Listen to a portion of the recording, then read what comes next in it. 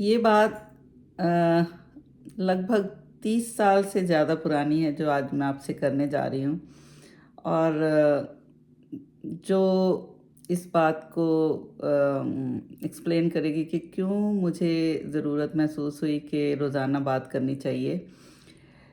ये बात तब की है जब हम इंडिया में रहते थे और मैं सीएमसी लुधियाना में पढ़ाती थी, क्रिश्चियन मेडिकल कॉलेज में फिजियोलॉजी पढ़ाती थी मैं।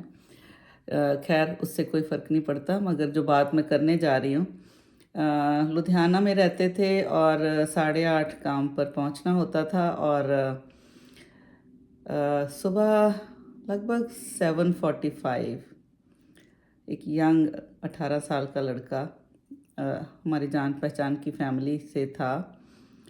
और वो आता था अक्सर हमारे घर। और मैं भी जाती थी उनके घर। तो वो लड़का 7:45 आया तो कहता है कि आंटी आपसे कुछ बात करनी है। तो मैं काम के लिए बस निकलने ही वाली थी और मैंने उसको बोला कि शाम को बात करते हैं, अभी मैं काम पे जा रही हूँ, शाम को बात करते हैं। और वो कह रहा बस 2 मिनट, 2 मिनट ही बात करनी है। मैंने कहा नहीं, मुझे देर हो रही है, आज मेरी क्लास भी है, मुझे बिल्कुल टाइम पे पहुंचना है। और सच कहूँ, आज कन्फेस करती हूँ कि बिल्कुल उसके चेहरे की तरफ देखे बिना, उसकी आंखों में, उसकी बॉडी लैंग्वेज को पढ़ते बिना अपने पर्स में अपनी चाबियाँ सेट कर रही हूँ, देख रही हूँ सब कुछ है। और मैं उसको बोलती हूँ कि अपने अंकल से थोड़ी देर बात करो, शाम को बात करते हैं। बड़ा स्वाभाविक सा था। और कुछ मन में ऐसा नहीं कि शाम को बात मेरी होगी या नहीं। सो मैं चली गई, रिक्शा पे जाती थी, साइकिल रिक्शा पे जाती थी, जबकि हमारे पास, मेरे हस्बैंड के पास कंपनी की दी हुई गाड़ी थी जिसको वो कहते थे कि मैं पर्सनल काम के लिए यूज़ नहीं करना। तो कभी ऐसे नहीं कि मुझे छोड़ आए उस गाड़ी में, तो मैं रिक्शा में ही जाती थी। और 10 मिनट का रास्ता था मेरे घर से हम सीएमसी का। और मैं चली गई और अपना लेक्चर प्रिपेयर कर रही हूँ। 10:30 11:15 कमरे से निकली हूँ कि बस 11 बजे क्लास है, तो फिर से बिल्कुल तैयारी में हूँ कि क्लास में जाना है। तो वो लड़का एकदम से हमारे रिसेप्शन पे मिला और हमारे जो फ्रंट स्टाफ ने कहा कि कोई आपसे मिलने आया है। तो मैं गई तो वही लड़का वहाँ ढूंढ ढांड के पहुँच गया कि आंटी 2 मिनट बात करनी है आपसे। तो मैं उसको फिर यही कहती हूँ, मैंने कहा तुम यहाँ तक आ गए, तुम्हें बताया तो था कि शाम को मिलते हैं, शाम को बात करते हैं। अभी मेरे क्लास में जा रही हूँ, अभी मैं नहीं बात कर सकती। और फिर वही कि मन में कुछ ऐसा नहीं है। तो मैंने पढ़ाया उस दिन, जो भी अपनी काम 4:30 तक किया। और मेरे दिमाग में तो था कि वो लड़का 2 बार आया बात करने, तो मैं ऐसा करती हूँ कि रिक्शा उनके घर की कर लेती हूँ, पहले उनके घर जाती हूँ और उनसे मिलती हूँ और फिर अपने घर जाऊँगी। तो ऐसा ही किया, मैं उनके घर गई और उनसे पूछा कि वो कहाँ है। और उन्होंने कहा वो तो सुबह से गया हुआ है कहीं अपने दोस्तों के साथ, किसी के साथ होगा, किसी दोस्त के घर गया होगा, तो आ जाएगा, आप बैठो। चाय बनाई उन्होंने, चाय पी और सारा कुछ बातें बातें की। और अगले दिन मेरा बर्थडे भी था और उनको मैंने इनवाइट भी किया कि कल शाम का खाना आप मेरे घर में खाना, बर्थडे मनाएंगे। तो उन्होंने कहा ठीक है। पूछा क्या बना रही हो, मैंने कहा मैं पूरी चने बना रही हूँ। तो चने भिगो दिए 20-25 लोगों के, घर में वापस आई। इंतज़ार की उसकी 1-1.5 घंटा, वो नहीं आया। तकरीबन 6:30-7 बजे तक मैं अपने घर में आ गई। चने भिगोए क्योंकि कुछ कोलीग्स के साथ भी डिनर प्लान किया था और उनको भी, कि हर साल बस ऐसे ही जन्मदिन मनाते थे कि कुछ दोस्तों के साथ, कुछ फैमिली के साथ मिलके खाना खा लिया। तो बात निकल गई दिमाग से। और सुबह अ, उनका छोटा बेटा आता है मेरे घर में कि कहते हैं कि मम्मी बुला रही है। तो मैं गई, वीकेंड था तो मैं गई तो सब सोग में बैठे हुए हैं, रो रहे हैं और उनकी मम्मी मेरे गले लग के इतना ज़ोर से रोई और उनके पापा ने तो बहुत नाराज़गी ज़ाहिर की कि 2 मिनट बात कर लेती तो क्या था, तुम्हारा घस जाता कुछ।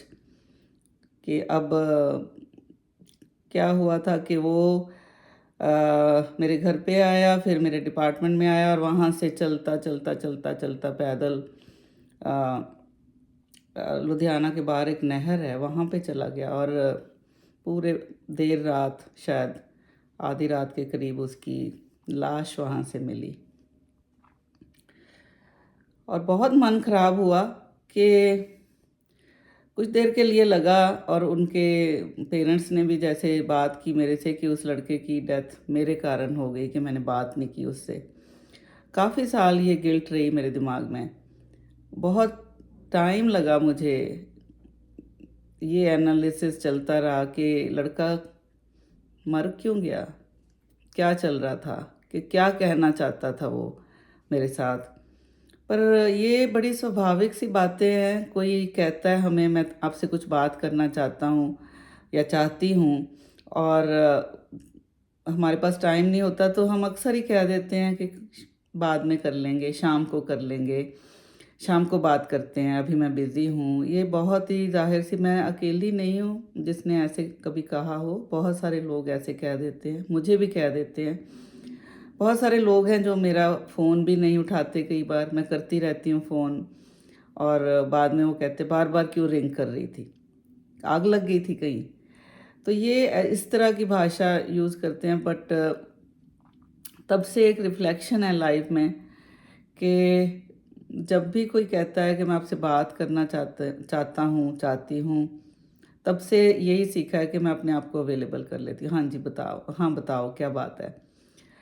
हमारे पास बिज़ी लम्हों के बीच में, उन लम्हों के बीच में फिर भी छोटे छोटे लम्हे होते ही हैं कि हम किसी की बात सुन सकते हैं, किसी से बात कर सकते हैं। पर उस टाइम मुझे ये एहसास बिल्कुल नहीं था और ऐसा भी नहीं था कि मैं उससे बात करना नहीं चाहती थी या उसकी बात सुनना नहीं चाहती थी, मगर हमारे जो बंधे हुए स्ट्रक्चर्ड स्केड्यूल हैं उसमें हम इतना खोए हुए होते हैं कि हमें लगता है कि चलो बाद में बात कर लेंगे। बहुत ही ज़ाहिर है, बहुत ही स्वाभाविक सी बातें हैं ये। पर आज आप लोगों से ये बात मैंने शेयर करनी चाहिए कि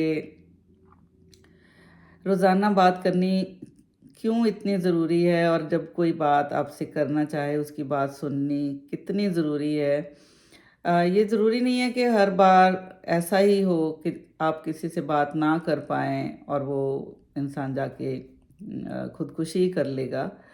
हर इंसान की मनोस्थिति डिफरेंट होती है। मैं डरा नहीं रही हूँ आपको कि जिससे भी आप बात नहीं करोगे तो वो इंसान खुदकुशी करेगा। पर ऐसी एक उदाहरण है, ये बहुत देर से मेरे मन में थी कि मैं शेयर करूं और काफ़ी बड़ा ये एक पहाड़ की तरह मेरे दिल पे बैठी हुई थी और ये मैं बात करनी चाहती थी।